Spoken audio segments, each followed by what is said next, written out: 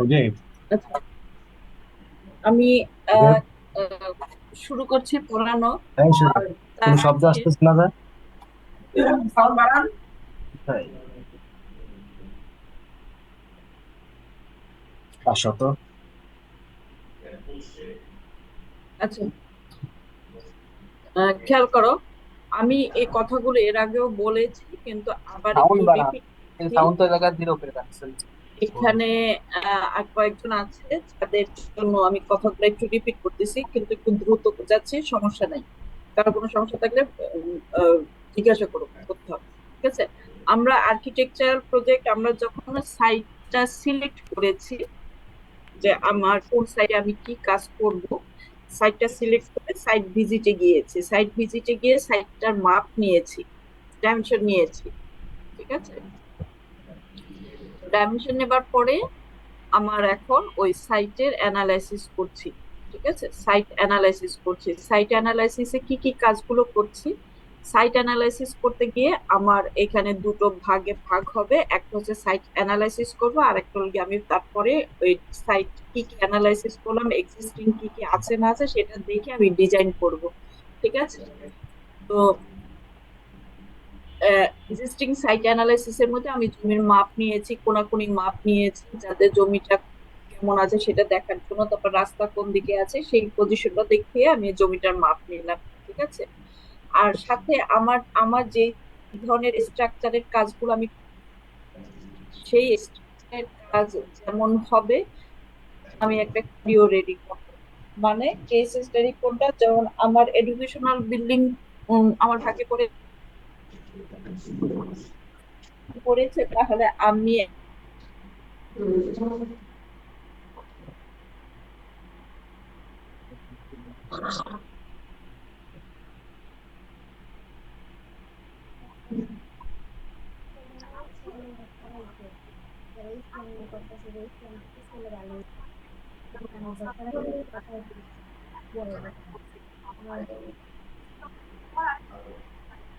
আমি ইয়া বুঝছেন।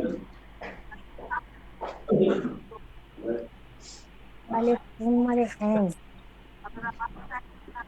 Digo,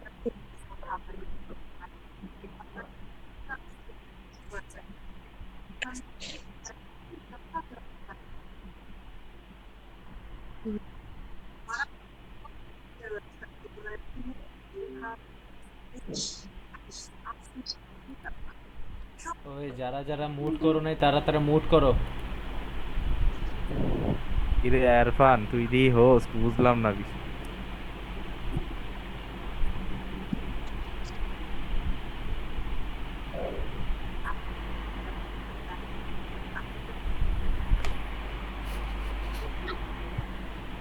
share কি আছে, মাঝখানে একটু কানেকশন চলে গিয়েছে, তোমরা কি দেখতে পাচ্ছ? জি না ম্যাম, এখন কিছু দেখা যাচ্ছে না।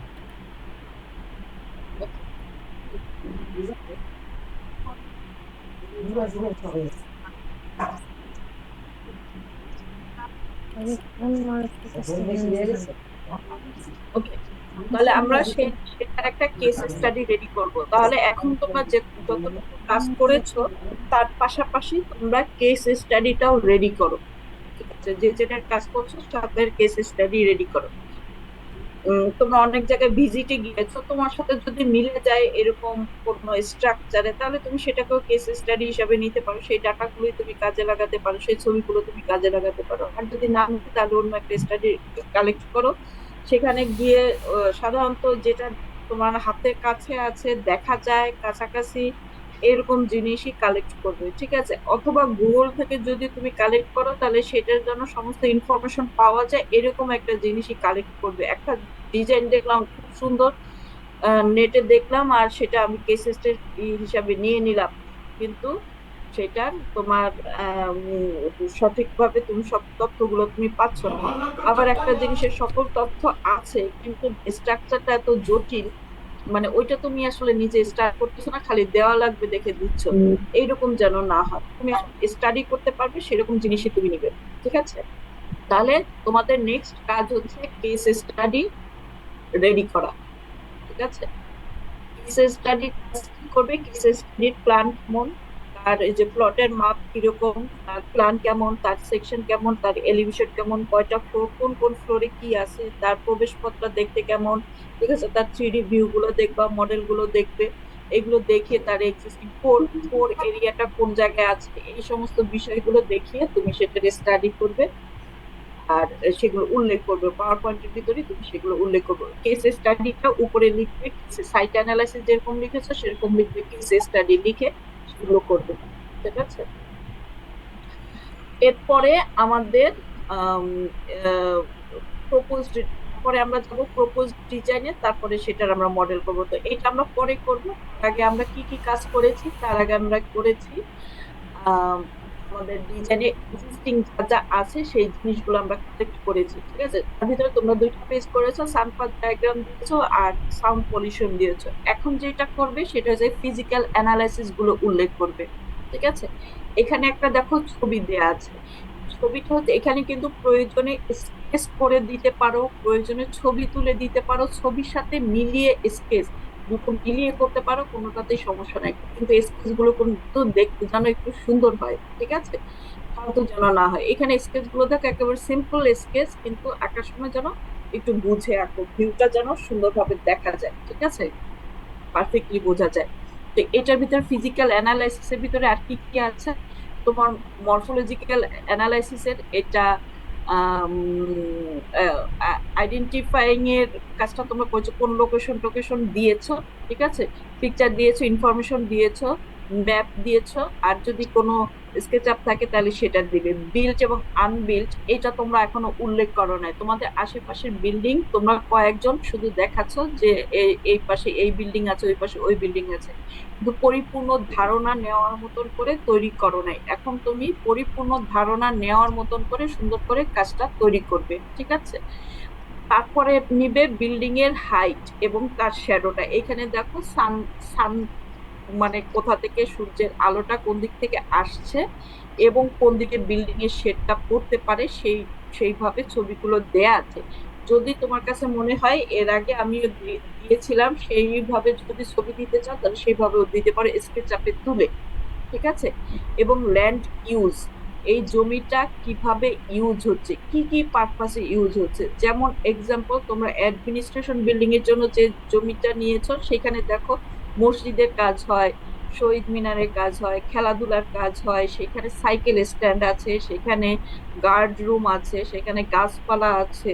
ঠিক আছে, সেখানে একটা সিটিং আছে, বসার জায়গা আছে। তার মানে ওই জায়গাটাতে কিন্তু অনেকগুলো কাজ হয়। এই যে ইউজ গুলো, ল্যান্ডটাকে কিভাবে এখন এক্সিস্টিং ইউজ হচ্ছে সেই বিষয়গুলো ছবি সহকারে উল্লেখ করবে, যে এই এই পারপাসে এই জায়গাটা ইউজ হচ্ছে বর্তমানে। এটার এটার একটা শীট হবে। আর এখানে তোমাদের তোমাদের ফার ক্যালকুলেশন করেছো, সে ফার ক্যালকুলেশন থেকে তোমাদের সে উল্লেখ করতে হবে যে আমি স্ট্রাকচারটা আমার এরকম হবে।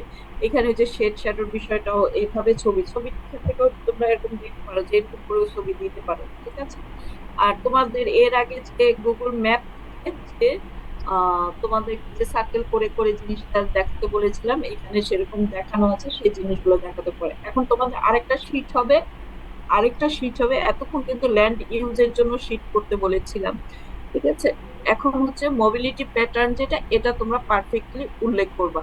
ঠিক আছে, এখানে মোবিলিটি প্যাটার্নের জন্য তোমার যে রাস্তা, ম্যাডাম ক্লাসে শিখুন হবে না, মনে হয় শেষ হয়ে যাবে এখন ঢুকছি। কি হয়েছে,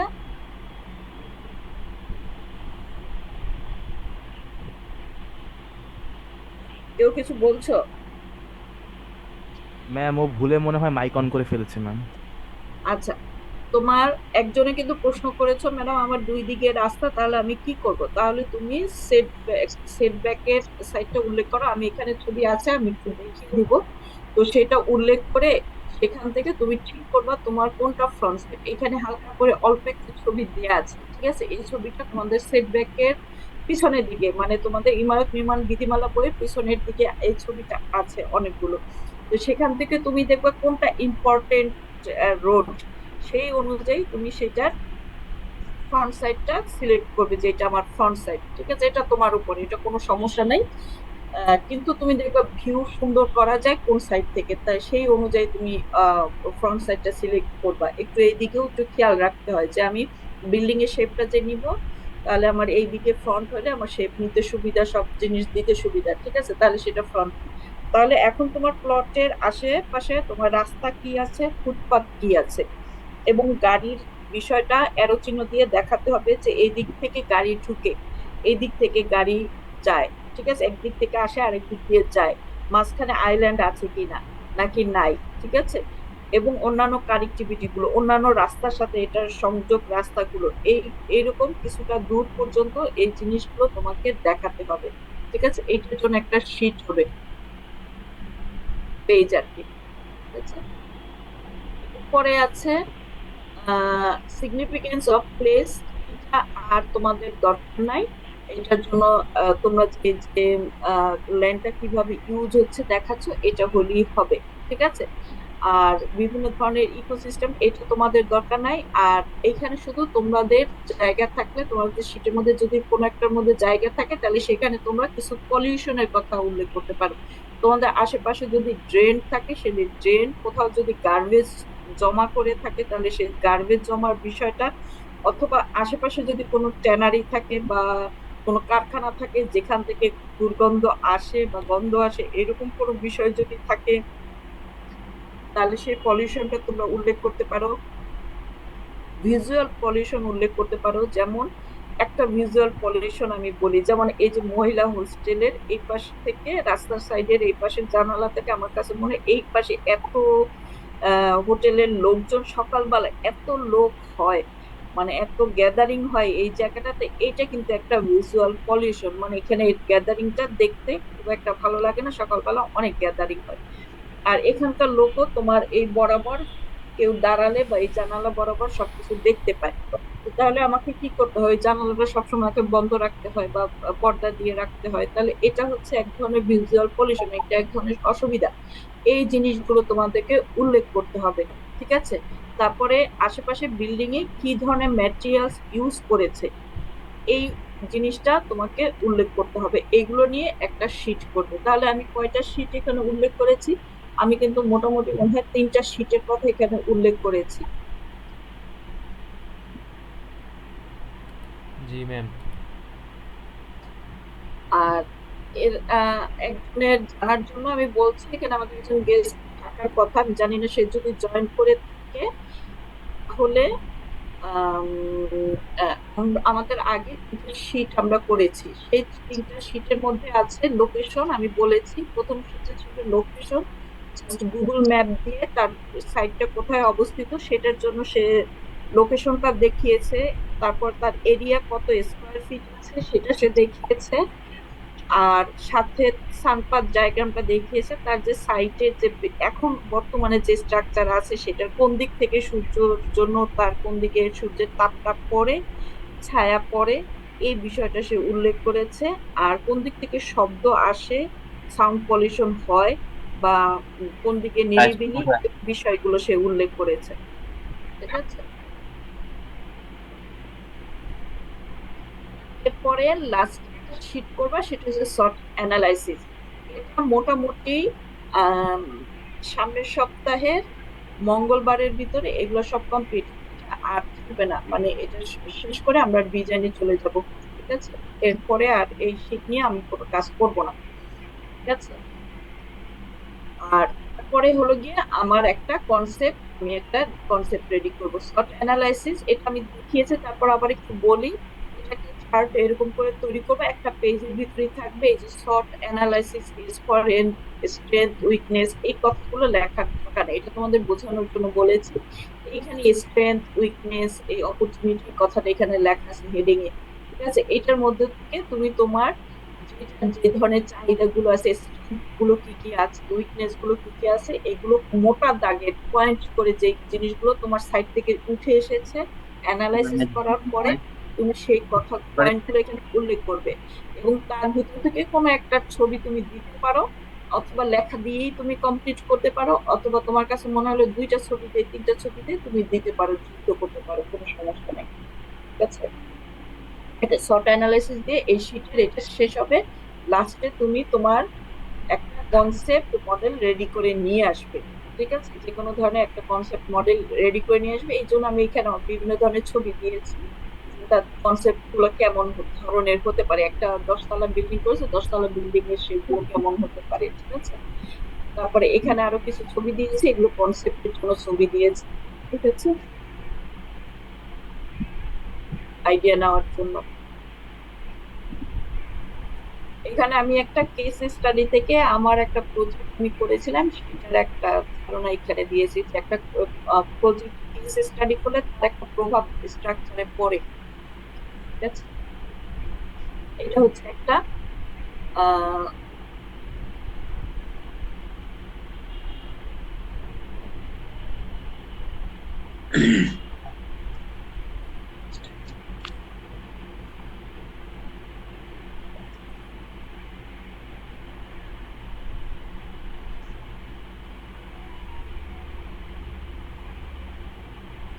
আচ্ছা, যখন কনসেপ্ট নিবে, কনসেপ্ট যখন তোমরা কি কিছু বলছো, তো যখন কনসেপ্ট নিবে, কনসেপ্টটা নিবার সময় একটু কোরের বিষয়টা একটু ভালো করে খেয়াল করে তারপর কনসেপ্টটা নিও। ঠিক আছে, কোর কোনটা? কোর হচ্ছে আমার স্ট্রাকচারের যে অংশটা, আর ভিতরে আমার কি থাকে, লিফট, সিঁড়ি, এই বিষয়গুলো থাকে। এবং এখানে আমি অনেকগুলো ছবি দিয়েছি। তোমার যে শেপেরই বিল্ডিংটা হোক না কেন, আমার কোরের অংশটুকুর ভিতরে দেখো ওয়াল গুলো কালো কালো করা, তার মানে হচ্ছে এগুলো শেয়ার ওয়ালে থাকে। তার মানে একটা জায়গায় যখন এত শেয়ার ওয়াল দিয়ে একটা বক্সের মতন করা হয়, তখন সেই জায়গাটা একটা কলামের মতন, বড় আকৃতির একটা কলামের মতন কাজ করে, মানে সেই স্ট্রাকচারটা ধরে রাখার কাজ করে। ঠিক আছে, তাহলে কোর কাকে বলে? কোর হলো একটা স্ট্রাকচারের একটা ভিতরের একটা মূল অংশ, যেটা দিয়ে আমি সেই স্ট্রাকচারে ওঠানামার জন্য সিঁড়ি, লিফট, তারপরে তোমার আরো কতগুলো রুম আছে, যে ইলেকট্রিক্যাল রুম, আরো কিছু রুম আছে যেগুলো শেয়ার ওয়াল দিয়ে করে ওইটার ভিতরেই থাকে। ঠিক আছে, মেইনলি থাকে স্টেয়ার, লিফট, এগুলো। ঠিক আছে, তো এটার ভিতরে এর আগে একজন বলেছে টয়লেটও থাকে। আসলে না, আসলে আমার জায়গার জন্য আমি এখানে টয়লেটের ব্যবস্থাটা করেছি, মানে আছে, জায়গা আছে দেখে যাতে সহজে মানুষ খুঁজে পায়, এই জন্য এই জায়গাটাতে, করে জায়গাটার ভিতরে আমি এই কাজটা করি। কিছু কিছু জায়গা, কিছু কিছু জিনিস আমি এই জায়গাটাতে করি, কারণ সহজে মানুষ খুঁজে পায় এই জন্য। কিন্তু তাই বলে কোর মানে টয়লেটের ব্যবস্থা করা না, কোরের কাজ এটা না। কারণ টয়লেটের জন্য আমার শেয়ার ওয়ালের দরকার হয় না, লিফটের জন্য, সিঁড়ির জন্য আমার শেয়ার ওয়াল করতে পারি, লিফটের জন্য দরকার হয় মেনলি। ঠিক আছে, এই জন্য এটা একটা সাপোর্ট হিসাবেও বিল্ডিং এর জন্য কাজ করে। ঠিক আছে, তো এটার জন্য আমার প্রায় 25 থেকে 30% আমার জায়গা ছেড়ে দিতে হয়, একটা ফ্লোরের 25% থেকে 30% অংশ আমার কোরের জন্য ছেড়ে দিতে হয়। ঠিক আছে, এটা ইমারত নির্মাণ বিধিমালার মধ্যে আছে, আমি অনেকগুলো পয়েন্ট দাগিয়ে দিয়েছি, তার ভিতরে খুব সম্ভবত একটার মধ্যে থাকার কথা, যদি না থাকে নেক্সট আমি আবার দেখিয়ে দিব। ঠিক আছে, তাহলে এটা কোর কাকে বলে, এটা তোমার পরীক্ষার জন্য অনেক ইম্পর্টেন্ট। এখন তুমি কোর সিলেক্ট করবে, তোমার বিল্ডিং এর স্ট্রাকচারটা যে আকৃতি হোক না কেন, তুমি কোর মাঝখানে নিতে পারো, তুমি কোর দুই পাশে নিতে পারো। ঠিক আছে, এখানে কয়েকটা কোরের শেপ আছে। এছাড়া এখানে দেখো কয়েকটা ছবি আমি দেখাই। এখানে মাঝখানে আছে, দুই পাশে কোর হতে পারে, এক পাশে হতে পারে, মানে সাইডে হতে পারে, মাঝখানেই আবার দুই পাশে ভাগ হয়ে হতে পারে, চার পাশে হতে পারে, এরকম বিভিন্ন ভাবে কোরের কোর হতে পারে। এখন তোমার নির্ভর করতেছে তোমার আসলে কেমন হবে, এটা নির্ভর করতেছে তোমার কনসেপ্টের উপরে। তোমার কনসেপ্টটা যেমন হবে তার সাথে মিলিয়ে তুমি কোড করবে। কোডটাও যেন ডিজাইনের সাথে রিলেটেড হয়, যে কোডটাকে আলগা আলগা যেন মনে না হয়, ওটাও যেন বিল্ডিং এর শেপের সাথে মিশে যায়। ঠিক আছে, এইভাবে কোডটা সিলেক্ট করবে। তুমি মাঝখানে নাও নিতে পারো, কোনো সমস্যা নেই। সাইডে নাও, সাইডে নিতে পারো, সাইডে নিলে একটা ভালো একটা ফ্লোর স্পেস পাওয়া যায়। মাঝখানে নেয় সাধারণত শপিং সেন্টার টেন্টার হলে, এইসব গুলোতে সাধারণত মাঝখানে কোর্টার নেয়। আবার হাই রেজ বিল্ডিং যদি হয়, হাই রেজ গুলোতে যেটা ওই যে 100 তলা 50 তলা ভবন যেগুলো থাকে, ওইগুলোতে আবার মাঝখানে নিলে আবার সাপোর্টটা ভালো পাওয়া যায়। কিন্তু পাশে নিলে সাপোর্ট ভালো পাওয়া যাবে না, এইভাবে তো কখনো বিল্ডিং তৈরি করে না। মানে বিল্ডিং টিকবে এইভাবেই বিল্ডিং তৈরি করা হয়, কোর সেই হিসাব করেই করা হয়, ঠিক আছে? এই জন্য ডিজাইনের সাথে সৌন্দর্যের সাথে মিলিয়ে কোডটা সিলেক্ট করবে আর কোর কোন জায়গায় দিবে, ঠিক আছে? সাথে তুমি যে সানপাথ ডায়াগ্রামটা এঁকেছো সেটার সাথে রিলেট করে কোড দিবে। কারণ তোমার সূর্য কোন দিক থেকে ওঠে, তাহলে তুমি চিন্তা করবে তোমার স্ট্রাকচারটা কি কাজের জন্য ব্যবহার করছো। স্ট্রাকচারটার ব্যবহার কি? স্ট্রাকচারটা তোমার একাডেমিক বিল্ডিং, তাহলে সকালবেলা সব স্টুডেন্টরা ক্লাসের জন্য আসবে, তাহলে তারা ক্লাসরুমে যখন বসবে তার জানালা দিয়ে যেন সূর্যটা না পড়ে, কিন্তু আলো যেন থাকে, মানে সরাসরি আলোটা পড়লে হিট হবে, হিট গেইন হবে, ওই আলোর জন্য সে চোখের উপরে আলো পড়বে, সে ক্লাস করতে পারবে না। তাহলে আমি চাই ওই বরাবর যেন সূর্যটা না হয়। আবার আমার অ্যাডমিনিস্ট্রেশন বিল্ডিং আমি পুরো গ্লাস দিয়ে কভার দিয়েছি, তাহলে আমার সূর্যের আলোটা যখন গ্লাসের উপরে পড়বে অনেক হিট হবে। তোমরা গ্লাসের বিল্ডিং এ কখনো ঢুকেছো কিনা জানি না, ভিতরে যখন গ্লাসের পাশে বসলে অনেক হিট বোঝা যায়, ঠিক আছে? তো এইরকম যখন সমস্যাগুলো হয় তখন আমরা কি করি, যে দিক থেকে আমার সমস্যা সেই দিকে আমরা কি করি, কোটটা ফেলে দিই। কোটটা ফেলে দিলে হয় কি, ওটা একটা শেয়ার ওয়াল থাকে, ওখানে জানালা কম থাকে, বাট গ্লাস কম থাকে, শেয়ার ওয়াল তো, মানে কনক্রিটের ঢালাই দেওয়া ওয়াল, তাহলে সেই ওয়ালের কারণে হিটটা গেইন করতে পারে না ভালো করে, হিট ঢুকতে পারে না, তাহলে আমার বিল্ডিং এর ভিতরে তাপটা কম ঢুকে, আবার আলো পাওয়া যায়। তো দুই ধরনের প্রবলেম সলভ। তাহলে আমি দেখবো যে আমার দরকার নাই এইরকম দিকে যদি সূর্য থাকে, তাহলে সেই দিকে আমি কোটটা ফেলে দিব, ঠিক আছে? আবার যেন বাতাস আটকে না যায়, আচ্ছা?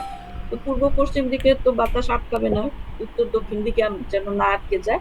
তো সেইরকম দেখে আমি চেষ্টা করব, আমার যদি কার্যক্রম বিকালের দিকে থাকে তাহলে আমি পশ্চিম দিকে করে ফেলবো, আমার যদি কার্যক্রমটা সকালের দিকে থাকে তাহলে আমি সকালে পূর্ব দিকে করে ফেলবো, এইভাবে। অথবা মাঝখানে করে ফেলবো, আমার যেভাবে প্রয়োজন, আমার স্ট্রাকচারের কনসেপ্টের উপর রিলেট করে ডাকে এগুলো আমি খুব খেয়াল শুয়ে করে আসো, আমি এখানে ক্লাস করতেছি না। কোড ফেলে আমি না, বিল্ডিং এর একটু যাইতে শেপটা পারবো না তৈরি এখন। করবো। আমি এটা যাই, কনসেপ্টের জন্য আজ এই কবি পেছাল কোডটা পাইরো না। বললাম, এটা ঠিক করে কোড করবো। অনেক সময় কোডটাও একটা ডিজাইন হয়ে যায়, ঠিক আছে, স্ট্রাকচারের সাথে, জন্য ঠিক করে কোড ঠিক করে। যারা একাডেমিক বিল্ডিং করবে তাদের কিন্তু এই কোরের অংশটা অনেকগুলো হবে, সিঁড়ি অনেক জায়গা থেকে উঠবে, লিফট অনেক জায়গা থেকে উঠবে, ঠিক আছে? তাহলে এই যে হাইরাইজ বিল্ডিং এর সাথে যারা একাডেমিক বিল্ডিং করছে দুইটা কিন্তু এক রকমের হবে না, একটু ভালো করে খেয়াল করে করবে, ঠিক আছে?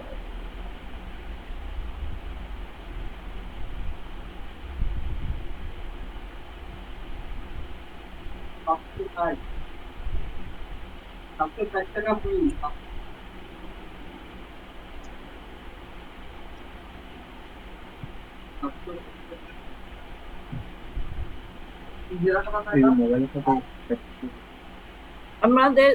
আমরা সাইট করার পরে আমরা সেই সাইটের এই পোডিয়ামটা আমি পরে বলি, পোডিয়ামের অংশটা পরে বলে, এখানে আমরা প্লটের সাইজ অনুযায়ী ফারের যে ইমারত নির্মাণ বিধিমালার ভিতরে যে ফার অংশটা দেওয়া আছে সেটার শীটটা এটা আর কি ও তুলে দিয়েছে, সেখান থেকে আমি আমার ফারটা সিলেক্ট করেছি আমার জমির সাইজ অনুযায়ী, কত ফার কত হয় সেই ফার অনুযায়ী আমরা হিসাব করেছি। এর মধ্যে কয়েকটা গ্রুপ ফারের হিসাব দিতে পারো নাই, তারা ফারের হিসাবটা দিয়ে ফেলবে, ঠিক আছে? এই হিসাবটা করে ফেলবে, যদি ক্লাসে অনেকেই করে ফেলেছে, কাজে তাদের কাছ থেকে তোমার বুঝতে কোনো সমস্যা হওয়ার কথা না। ফারের সূত্রটা দিবে, এটা পরীক্ষার জন্য অনেক অনেক ইম্পর্টেন্ট, এই সূত্রটা দিবে এবং কোন একটা মান দিয়ে তোমার ফারের ক্যালকুলেশন আসতে পারে পরীক্ষায়, ঠিক আছে? তো এই ফার অনুযায়ী আমার বিল্ডিংটা কয়তলা হতে পারে, সেই কয়তলা হতে পারে সেটা আমার উল্লেখ করতে হবে, ফ্লোরটা, যে আমার এই বিল্ডিংটা এত তলা পর্যন্ত হতে পারে, ঠিক আছে? এখন এখানে যে জমি ছাড়ার অংশটা, সেটব্যাকের অংশটা এখানে উল্লেখ করা আছে। আর আমি এখানে আমার যদি জমির যে অংশটা আমার ফার ক্যালকুলেশন করে দেখা গেছে আমি আসলে 2.5 তলা করতে পারবো, প্রথম ছবিটা দেখো, 2.5 তলা করতে পারবো।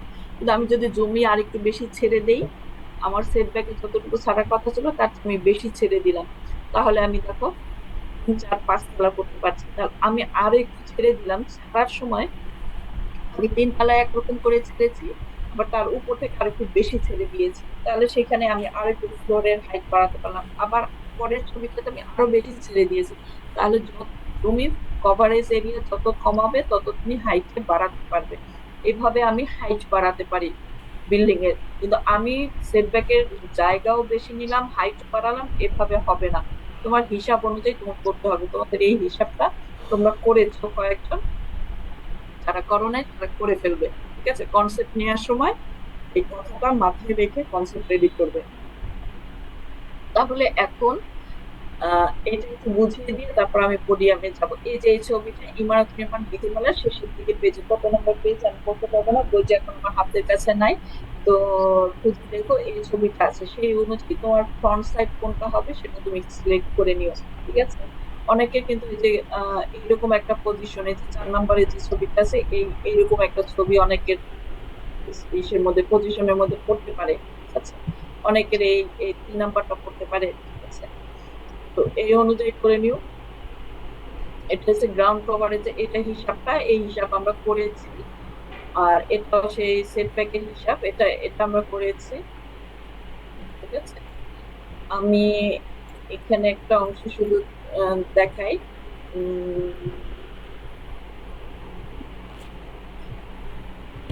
এই যে এখানে এই যে বিল্ডিং এর হাইট তুললে বিল্ডিং এর যে শেড কোন দিকে পড়ে সেই অনুযায়ী ছবি। আর কোন একটা স্ট্রাকচারের আশেপাশে যে পেডেস্ট্রিয়ান ফুটপাথ কিভাবে আছে সেটা দেখো, এইভাবে ছবি তো দেয়া আছে প্ল্যানের ভিতরে, আবার সার্কেল করে সেই ছবিটা দেয়া আছে। তাছাড়া আরেকটা জিনিস হচ্ছে, আমি তোমাদেরকে পোডিয়ামটা বুঝাই।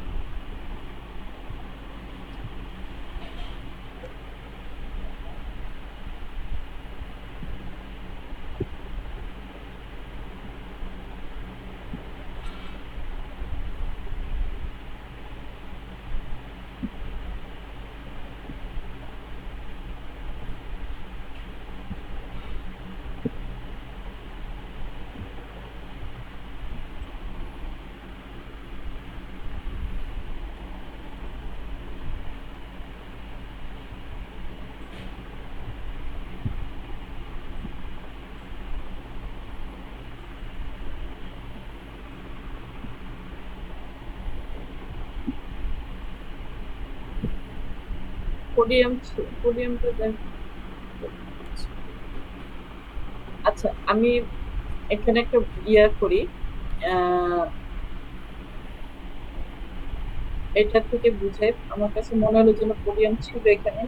আচ্ছা, যাই হোক, এখান থেকে একটা অংশের নাম হচ্ছে পোডিয়াম। পোডিয়াম হচ্ছে, আমি যদি এক্সাম্পল হিসাবে বলি, আমাদের আইডিবি ভবন আছে না, আইডিবি ভবনে যেটা আছে, আইডিবি ভবন, কম্পিউটারের যে আইডিবি ভবনে যেটা আছে, একটা হাইরাইজ বিল্ডিং আছে, আবার নিচের অংশটা কিন্তু বড়। নিচের অংশটা একটু পায়ের মতন, মানে শেপটা কিন্তু পায়ের মতন। তো যেই নিচে যে লম্বা দিকে যেটা বাড়ানো আছে সেই অংশটার ভিতরে হলো কম্পিউটারের মার্কেটটা আছে। ঠিক আছে, তো আহ এই অংশ যেটা ছড়ানো বড় নিচে, এই অংশটাকে বলে পোডিয়াম। এই পোডিয়ামের এই অংশটা সাধারণত স্ট্রাকচারের নিচে, যদি তুমি মনে করো যে আমি একটা বড় একটা বেজের মতন এরকম তৈরি করব, তার উপরে হাই রেস্টটা তুলবো, তাহলে নিচের এই অংশটাকে বলে পোডিয়াম। ঠিক আছে, তো তোমরা যখন কনসেপ্ট নিবে, কনসেপ্ট নেওয়ার সময় তোমরা এরকম পোডিয়াম তৈরি করতে পারো। এইখানে ছবির ভিতরে এই যে 3 নম্বর যে ছবিটা আছে, এইটার এই যে নিচের অংশটাকে বলে পোডিয়াম, আর উপরের অংশটাকে বলে হাই রাইজ। তো এই অংশটা তোমরা এরকম করে কনসেপ্ট রেডি করতে পারো যে নিচের অংশটা আমার বড় থাকবে, যাদের অ্যাডমিনিস্ট্রেশন বিল্ডিং আছে বা একাডেমিক বিল্ডিং আছে, তাদের কোনো অংশে আমরা এরকম হাই রাইজ তুলে দিতে পারি, আর এক অংশে একটু লম্বা করে পোডিয়াম তুলে দিতে পারি। ঠিক আছে, এটাও একটা ছোট হিসাব আছে, হিসাব করে করতে হয়। তো আমি ক্লাসে এটা একটু দেখিয়ে দিব না, পোডিয়ামের যদি কারোর ডিজাইনের ভিতরে আসে তাহলে সে সেটা করতে পারে। ঠিক আছে, এই এর ভিতরে কারোর যদি কোনো প্রশ্ন থাকে তাহলে প্রশ্ন করতে পারো।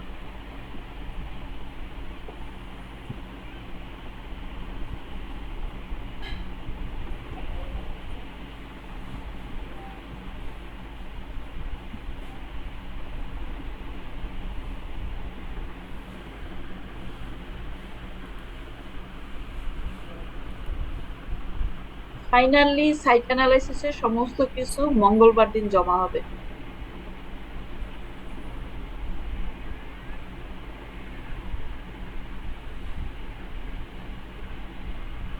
সোমবার দিন আমাকে দেখাবে, মঙ্গলবার দিন জমা দিয়ে দিবে।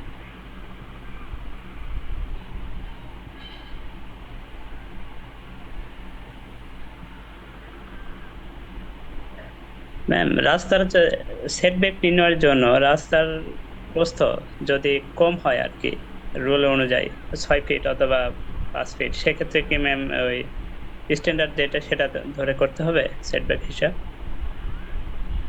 এখানে কিরকম কম আছে আমি জানি না, জায়গা অনুযায়ী যদি জায়গার নিয়ম অনুযায়ী কয়েকটা নিয়ম ইমারত নির্মাণ বিধিমালা থেকে দেখতে হবে যে নিয়মের মধ্যে যদি পড়ে তাহলে সে করতে পারবে।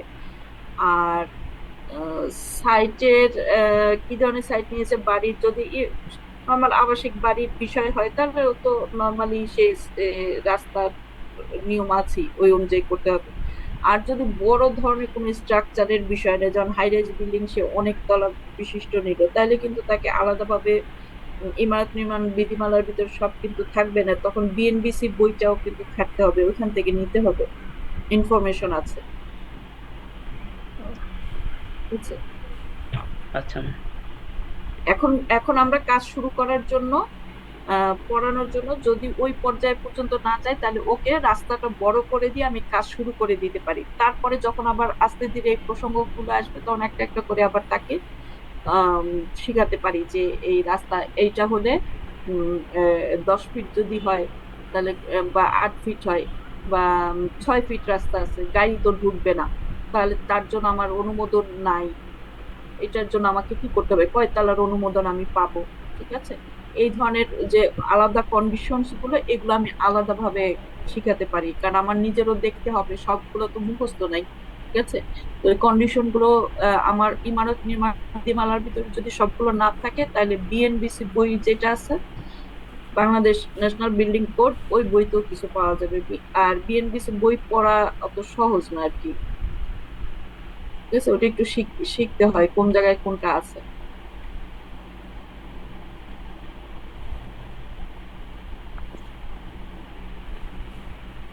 ম্যাম তাহলে কি আমাদের ফাইনাল প্রিলি কি মঙ্গলবার হচ্ছে? ফাইনাল আরেকবার বলো। তাহলে কি আমাদের ফাইনাল প্রিলি মঙ্গলবার হচ্ছে? প্রেজেন্টেশন আমি কবে নিব সেটা আমি বলি না, আমি বলছি জমা দিবে মঙ্গলবার, ঠিক আছে? প্রেজেন্টেশনটা একদিনে সবারটা আমি নিতে পারবো না, আমি আবার দিন বলে দিব, এর মধ্যে কাজ চলতে থাকবে, ডিজাইনের কাজ চলতে থাকবে, আর আমি ওই 2টা 4টা করে আমি প্রেজেন্টেশন নিব, কিন্তু বাইন্ডিং করে সবকিছু করে জমা দিয়ে দিবে মঙ্গলবার দিন। Okay ma'am. আর এর মাঝখানে আপনি বলে দিবেন কোন গ্রুপ কবে প্রেজেন্টেশন দিবে, তাই না?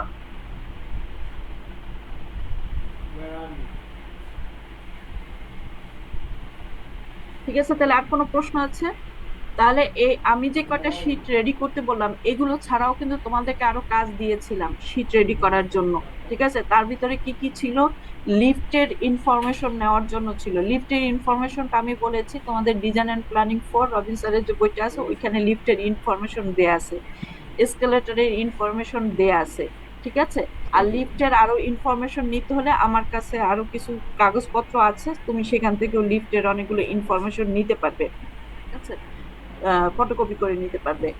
আর আরেকটা হচ্ছে কি, আমি ফায়ার এক্সিটের জন্য যে নিয়মটা আছে সেগুলো কালেক্ট করতে বলেছিলাম, সেটাও কিন্তু এই থিংস এর ভিতরে আসবে, এগুলোর মধ্যে কিন্তু এই শীট রেডি করে এগুলো দিতে হবে।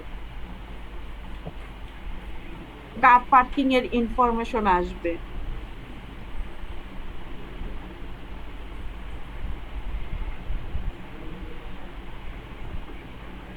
তোমার সাইট কতটুকু, তার ভিতরে তুমি কতটুকু জায়গায় গাড়ির জন্য তোমার কতটুকু জায়গা লাগবে, কতজন, এর জন্য গাড়ির জায়গা আমার জানা লাগবে যে আমি কতটুকু রাখতে পারবো। তুমি যদি বেসমেন্ট করো কয়টা বেসমেন্ট করতেছো, বেসমেন্টে কয়টা গাড়ি রাখার ধারণ ক্ষমতা কতটুকু হচ্ছে, এই ইনফরমেশন গুলো দিতে হবে। ইমারত নির্মাণ বিধিমালার মধ্যে বিল্ডিং এর ধরন অনুযায়ী আমি কিন্তু পিছনের দিকে পেজে পেজ নাম্বার দাগিয়ে দিয়েছিলাম, তোমাদের একটা গ্রুপকে দিয়েছে আর একটা গ্রুপকে মনে হয় দেই নাই। গ্যারেজের মাপ, এই গ্যারেজের নিয়মগুলো, ঠিক আছে, গাড়ি রাখার জন্য, তারপরে প্রবেশ পথের জন্য এটার ইনফরমেশন গুলো দিয়েছি। এই ইনফরমেশন গুলো তোমাদের ওই বইয়ের সাথে একসাথে অ্যাড করে দিবে।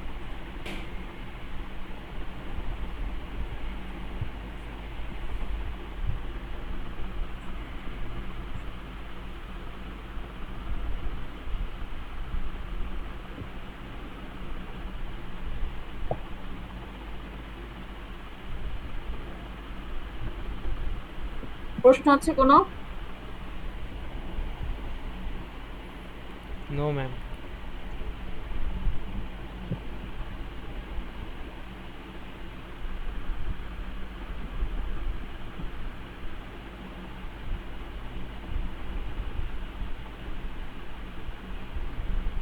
ম্যাম আমাদেরকে যে হচ্ছে গত ক্লাসে হচ্ছে লিখতে দিয়েছিলেন 1.1, 1.2, 3, 4, 5, 6, ওইখানের মধ্যে 1.5 হচ্ছে দুইটা স্লাইড ছিল, ওইখানে একটা স্লাইড দিছেন, বাকিটা কি লেখা লাগবে না? মানে ওইখানে 5টা বা 6টা হচ্ছে পয়েন্ট ছিল, আপনি 3টা পয়েন্টের হচ্ছে স্লাইড পড়াইছিলেন আর কি, তো আমরা কি বাকি 3টা লিখবো না? হ্যাঁ, ওটা তো ওই পেজে তো তোমার আর জায়গা নাই, তাহলে আর একটা পেজ হবে।